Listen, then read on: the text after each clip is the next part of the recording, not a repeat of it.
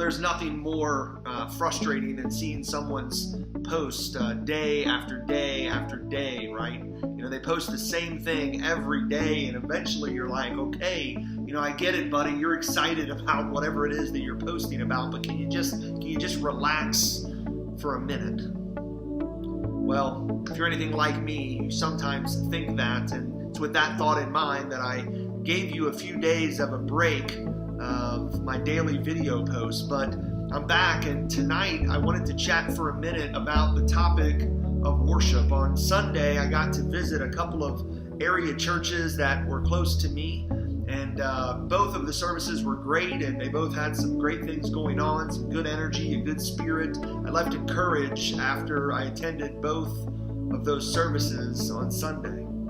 But one of the pastors made a comment that I think I knew, but I was reminded of in a really powerful way. And he was talking about worship and all of the worship battles that we get into, and that so many of the churches in our society fall into. And some people want hymns, and some people want something more contemporary, and some want it loud, and some want it soft and reflective. And so we as Christ followers, we can quickly slip into this battle for feeling like we have to make a case for what ministers to us, and we want everyone else to experience what we experienced, and we want people to be impacted in the way that we were impacted when we heard that particular song. We feel close to God, and this particular style of worship is played, and so we've convinced ourselves that the Holy Spirit probably isn't going to show up if our church plays that other style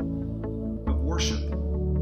So I'm sitting in the back row of this church on Sunday, and he's talking about all of these ideas, and then he says this. He says, worship isn't consumed, it's offered.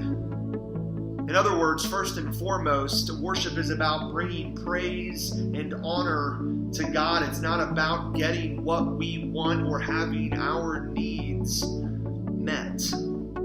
Let's just stop for a minute and think about the foundational mandate, the most foundational mandate that Jesus gives his disciples. What is it that Jesus tells his people to be about? He says, go therefore and make disciples of all nations, baptizing them in the name of the Father, the Son, and the Holy Spirit.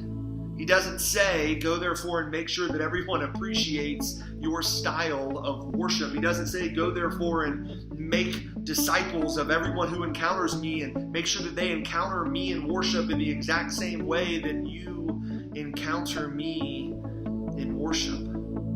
I was really challenged to step back and evaluate why it is I care so much about being sure that I experience worship the way I want to experience worship. In Ephesians, Paul talks about coming together as believers and offering psalms and hymns and spiritual songs to God. And there are phenomenal examples of each of those styles of worship that God is greatly pleased with.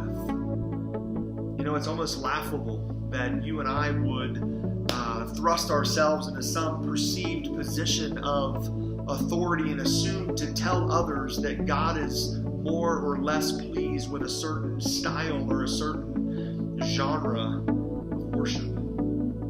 So I challenge you in the same way that I've been challenged to ask yourself the question, what have you made your worship to God about? Are you consuming or are you offering?